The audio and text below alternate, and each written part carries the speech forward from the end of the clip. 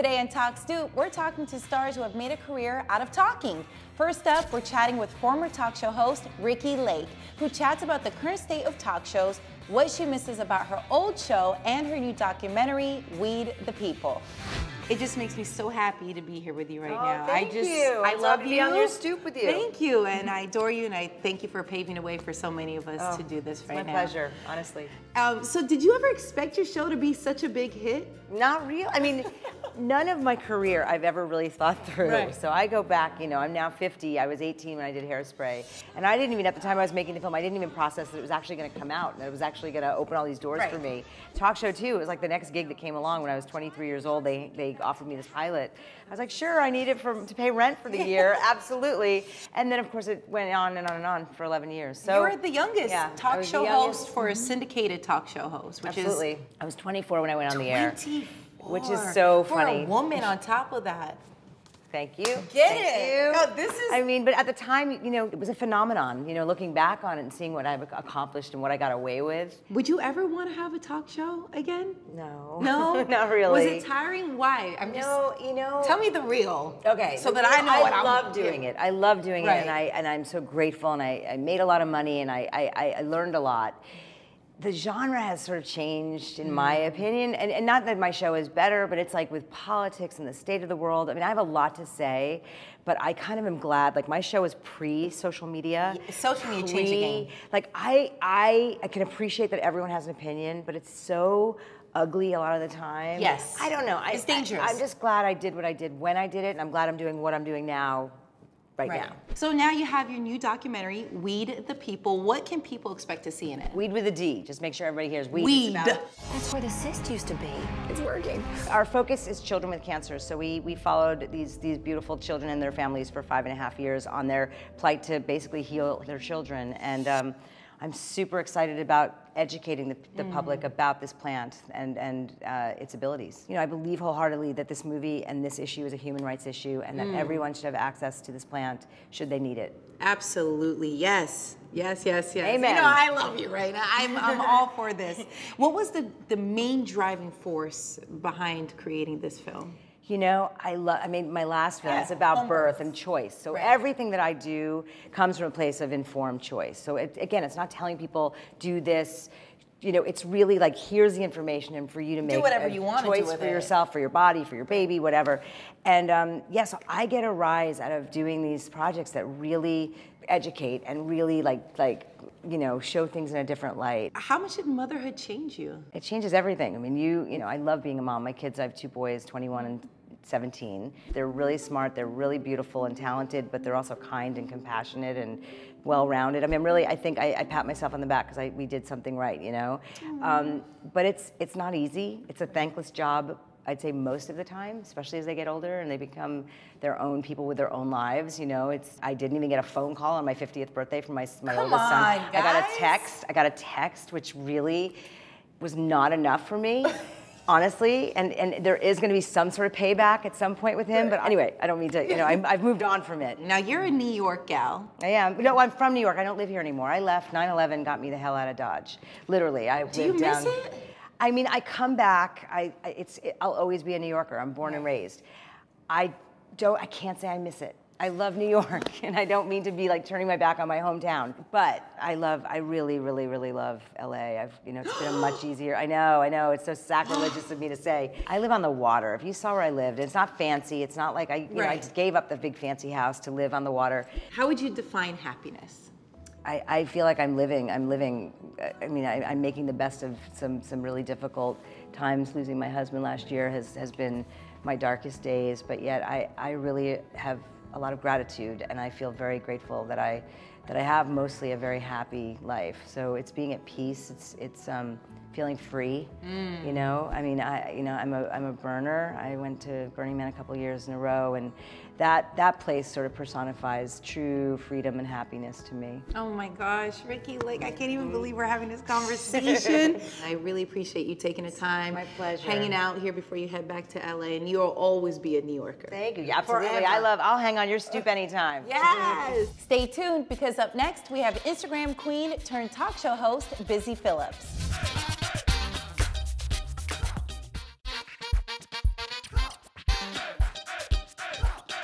Busy Philipps first gained notoriety on the 90s hit show Dawson's Creek. Since then, she's found her voice, a very funny voice at that, on social media, which led to E giving her her very own late night show, Busy Tonight. Check out our super fun girl chat. Busy Tonight. Look at you. You made a little time for us today. Congratulations on your show. Thank you so much. It's been very exciting. It's been a fun few weeks. For someone who hasn't seen your show, how would you describe it to them? My show is guaranteed to have me, celebrity guests, a photo booth, margaritas, screaming, fainting. Oh my God! The topics you care about. I've been thinking about this burrito a lot. I would describe it as a little treat at the end of the night for you to relax, maybe have a glass of wine, the kids are in bed. Wine is right. Yeah, you've sent your last email, like you can chill, turn on the show, check me out, and you know, we'll just have like a little fun time. And you got the bug, you feel it right now. I like it so much. Isn't it fun? Yeah, oh yeah. Do you still get nervous? Yeah, I get nervous because, I get nervous. Yeah. You're supposed to, totally. Yeah, okay, good. What are some of your favorite moments? Well, Julia Roberts, just in its entirety. Say it again, Julia Roberts. It's none other than Julia Roberts. And talking So about beautiful. her infamous hairy armpit at the Notting Hill premiere. Right. That was incredible. And John Stamos talking about going to a fertility clinic and turning on the TV and it was Full House. And I mean, that was like so outrageous. I could not have planned that. Wait, actually, this is a really funny story. Tracee Ellis Ross is going to be on the show. Oh my God! Yeah, and Tracee and I have known each other for years. We would test against each other for TV shows back in the day. Like, wow. Yeah, like I've known Tracee forever. I love her so much, and I ran into her and I said, so we're just trying to figure out your timing, when you're gonna be a guest on my show. Right. Maybe we'll time it for the 100th episode. And she was like, I love your confidence that you're gonna get to 100 episodes right off the bat. And I was like, no, I meant the 100th episode of Blackish.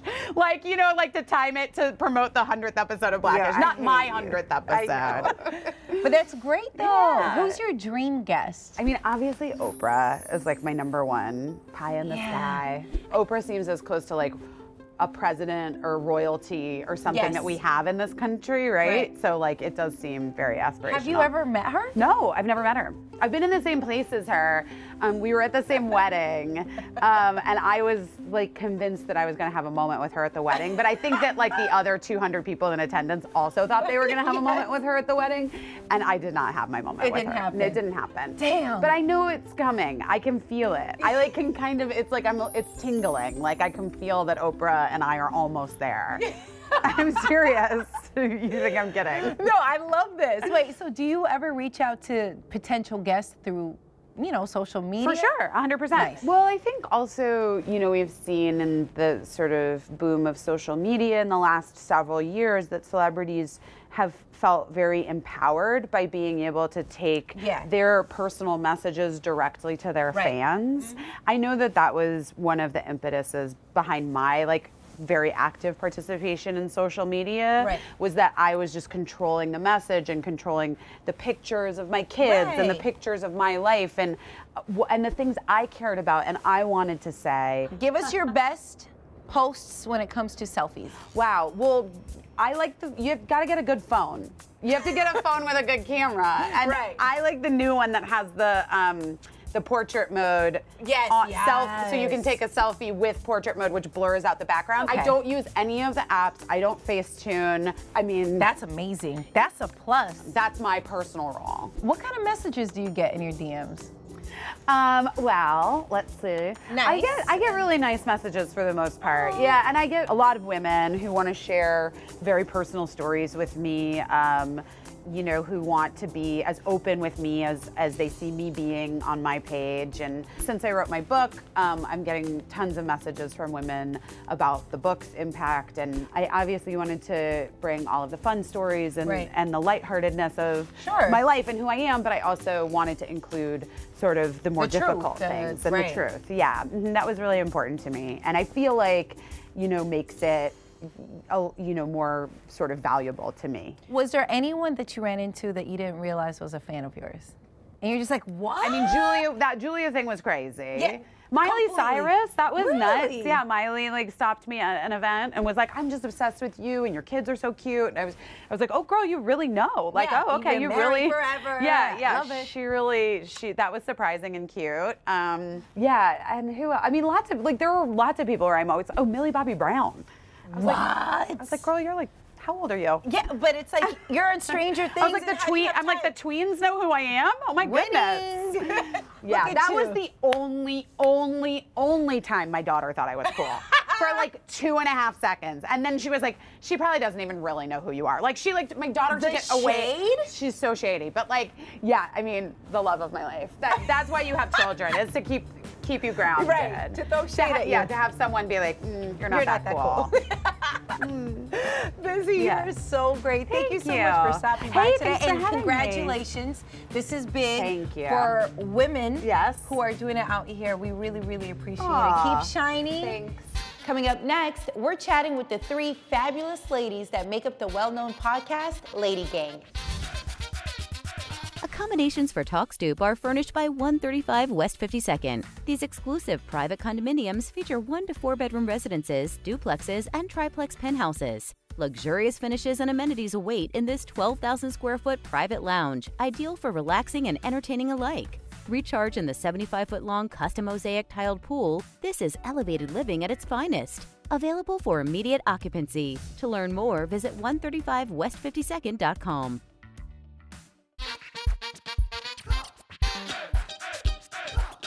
Jack, Kelty, and Becca from E's hit show Lady Gang chatted with me about their new talk show, how their podcast was the inspiration behind it, and what the best thing is about working with one another. They really are the cutest trio.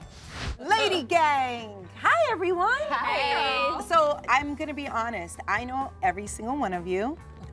And you could quiz me all day. Kelty, Becca, Jack, thank you very much. I wanna ask you guys, when you guys meet people, do they know who you guys are individually?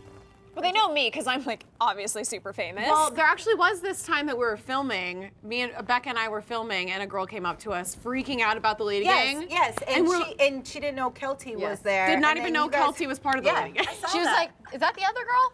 And Jack, you want a guy who wears crop tops.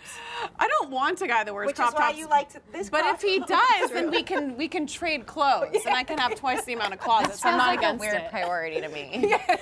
I love it. Do it for the This is actually the problem because Jack will go on dates now, and we're like, he's not good enough for Becca and I, so this doesn't work for our lives. It literally is. They will like not let me date anybody so that's like cute. not up to their standards. So it's actually kind of nice. So let's talk about your brand new late night show on E! Hello, hello, hello, and welcome to the Lady Gang. We've created this community of women, and we're just trying to be as real as possible. Unfiltered, authentic, Celebrity-driven. Turn to the camera because I have my own show now and I need your face. We're talking about our lives, about our good weeks, bad weeks. I'm out of wine. And we drink. See you Sunday.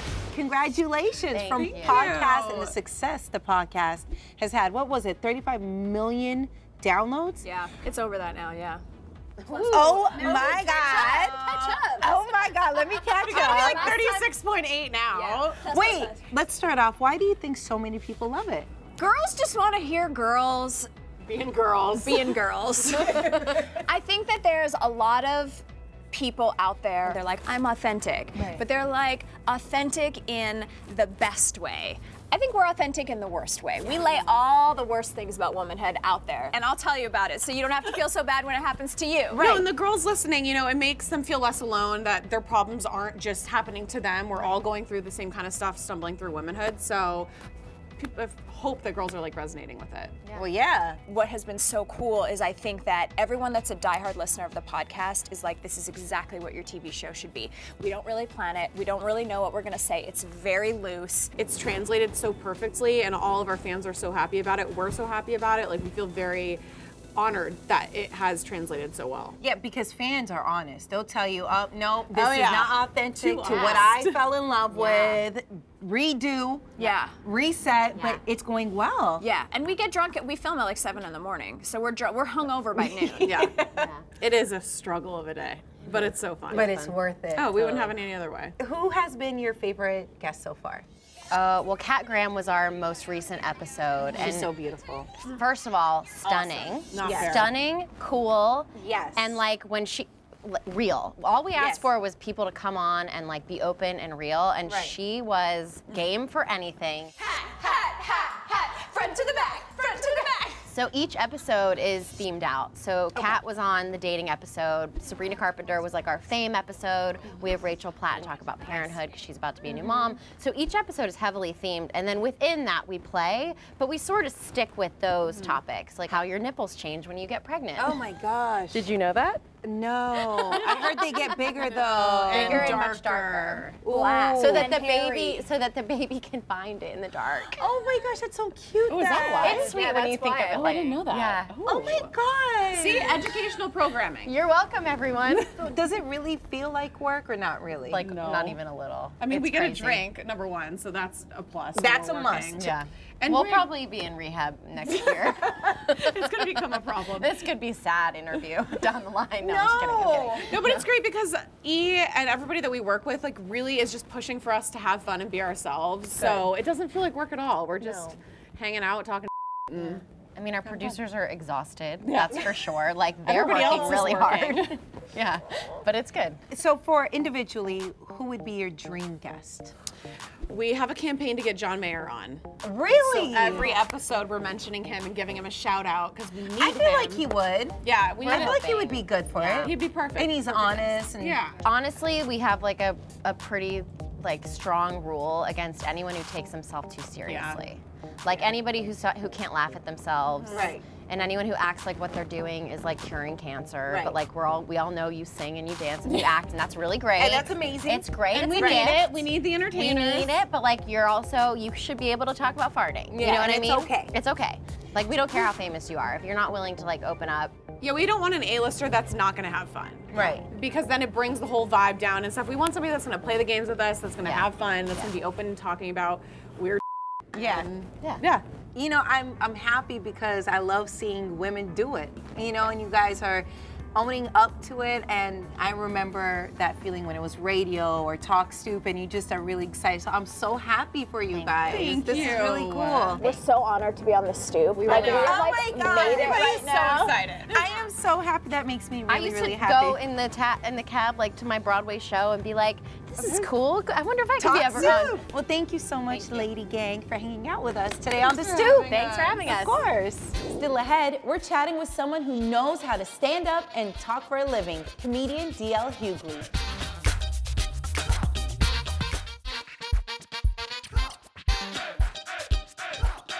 Funny guy DL Hughley had me laughing throughout our entire interview. We talked about his new Netflix special, DL Hughley Contrarian, the political climate, and what he's most proud of.